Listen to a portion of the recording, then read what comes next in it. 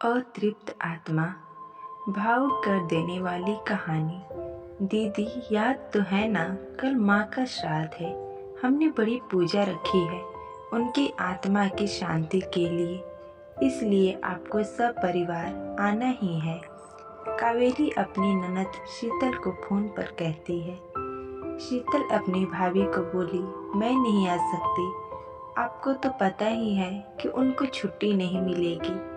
अरे दीदी, ऐसे कैसे?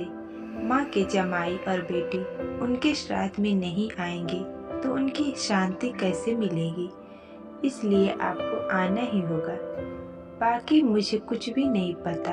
इतना बोलकर कावेरी ने फोन रख दिया। इधर शीतल पुरानी यादों में खो गई। जब उसके पापा की मृत्यु हो गई थी तभी शीतल अपने मायके गई हुई थी। शीतल को माँ बोली, बेटा तुम्हारे पापा मुझे छोड़कर अकेले ही चले गए। पता नहीं अब किसके आधार पर छोड़कर गए। अब मैं किसके सहारे रहूंगी? माँ शीतल के गले लगकर रो रही थी। तब शीतल बोली, यह सब लोग तो है ना, भैया भाभी और बच्चे, तो चिंता क्यों करती हो? अब यही लोग तुम्हारा ख्याल रखेंगे। शीतल कई दिनों तक अपनी माँ के पास रहकर आई थी, लेकिन हमेशा ज़्यादातर फ़ोन पर ही बात होता था। कभी कॉल पर तो कभी वीडियो कॉल पर बात होता था। एक दिन माँ ने वीडियो कॉल पर पूछा, बेटा क्या बनाया तूने? माँ, आलू की सब्जी और रोटी बनाई है, शीतल ने जवाब दिया। माँ बोली, अरे वाह। सब्जी का नाम सुनते ही माँ की आंखों में एक अलग ही चमक शीतल को देखने को मिली। तभी शीतल माँ को बोली, माँ तुम्हें खाने का मन हो रहा होगा तो भाभी को बोलकर बनवा लो। शीतल हंसते हुए माँ से बोली। तब माँ बोली, नहीं नहीं, अब इस उम्र में आलू कहाँ पचते हैं। मैं तो ऐसे ही बोल रही थी, जब तुम्हारे पापा हुआ करते थे तब बनाती थी। भाभी का तो नाम लेते ही जैसे माँ की आंखों की चमक गायब सी हो गई। माँ ने कॉल रख दिया। माँ को क्या हो गया? ऐसा क्यों बोल रही थी? वहाँ सब ठीक तो होगा ना? शीतल अपने आप से बातें कर रही थी। ऐसे बहुत बार खाने की बातों पर बातचीत होने पर माँ की आंखों का भाव बदल जाता, लेकिन ऐसा क्यों था वो समझ नहीं पाई। लेकिन इसके पीछे का राज उसकी समझ में तब आया जब वह छुट्टियों में 4 दिन के लिए मायके गई थी।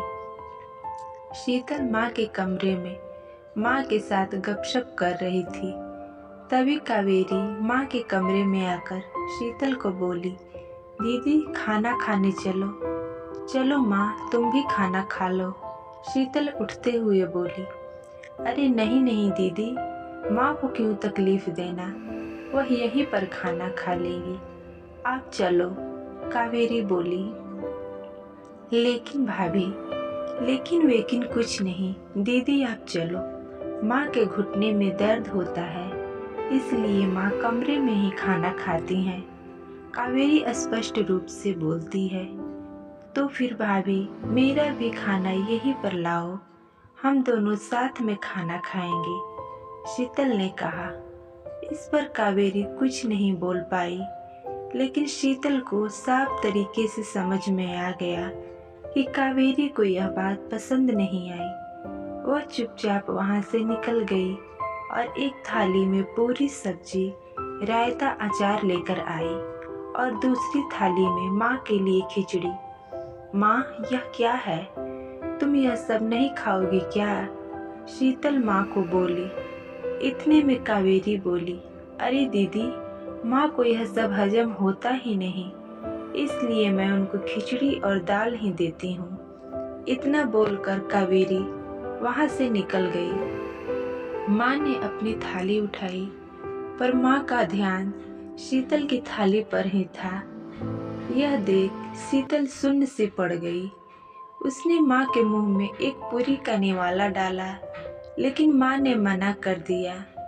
तब शीतल ने अपनी माँ की आंखों में वही भाव देखा था जो वीडियो कॉल पर देखा था।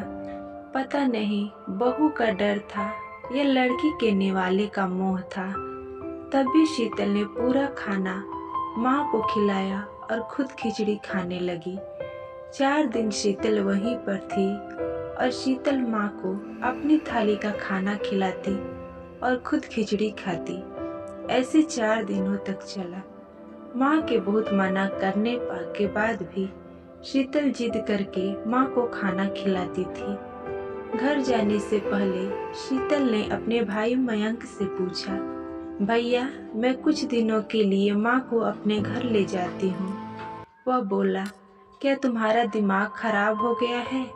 लोग क्या कहेंगे? बेटा माँ को तकलीफ देता होगा, इसलिए माँ अपनी बेटी के घर रहती है। मयंक गुस्से में बोला। बेटे की बात सुनकर माँ बोली, सही तो बोल रहा है वह। भला माँ बेटी के घर जाती है क्या? तू आराम से घर जा, अपने मेरी चिंता मत कर, मैं यहाँ खुश हूँ। शीतल ने बहुत जिद की, लेकिन माँ बेबस थी। शीतल उदास मन से अपने घर वापस आई। कुछ दिनों बाद खबर आई कि माँ अब नहीं रही। इस खबर ने सब कुछ खत्म कर दिया था। शीतल को पता था कि माँ कितनी तकलीफ से गुजरी, लेकिन माँ को दूसरा लड़का नहीं था, बस एक लड़का और एक लड़की थी, इसलिए वह कुछ नहीं कर सकती थी। शीतल अकेले ही माँ के श्राद्ध में आई। आज माँ के श्राद्ध में 56 तरह के भोग बनाए गए। सब लोग मजे से खा रहे थे। लोगों ने कावेरी और मयंक की वाहवाही में कोई कसर नहीं छोड़ी। दुनिया में सबसे अच्छा बेटा और सबसे अच्छी बहू कह रहे थे उन्हें।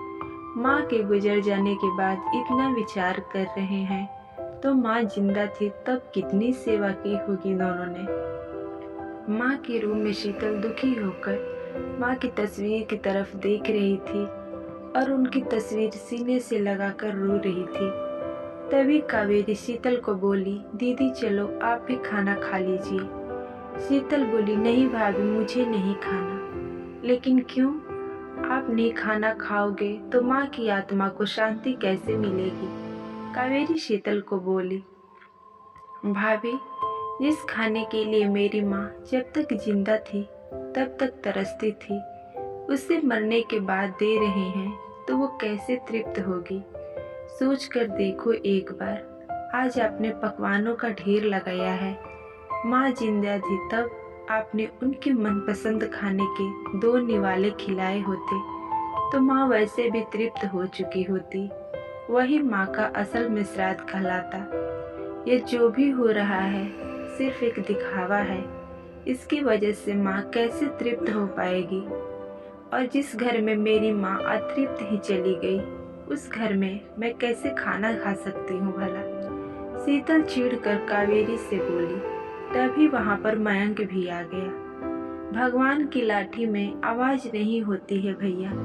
भाभी वो जब भी किसी पर पड़ती है ना, तब जख्म बहुत गहरा और न भरने वाली होती है।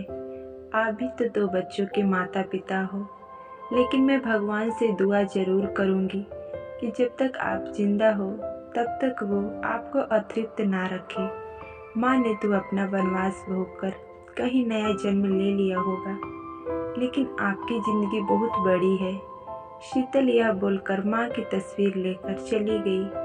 पीछे कावेरी और मयंक की गर्दन शर्म से झुक गई। दोस्तों, जब तक माँ बाप जिंदा हैं तब तक उनकी सेवा करना, उनकी हर इच्छा पूरी करना, वही उनका असली श्राद्ध होता है। उनकी मृत्यु के बाद कितने भी 56 भोग बनाए, सब व्यर्थ है। तो दोस्तों, आपको आज की कहानी कैसी लगी कमेंट में ज़रूर लिखें। कहानी पसंद आई हो तो लाइक शेयर करें और पहली बार हमारे चैनल पर आए तो सब्सक्राइब करें। वीडियो को अंत तक देखने के लिए आपका बहुत बहुत धन्यवाद।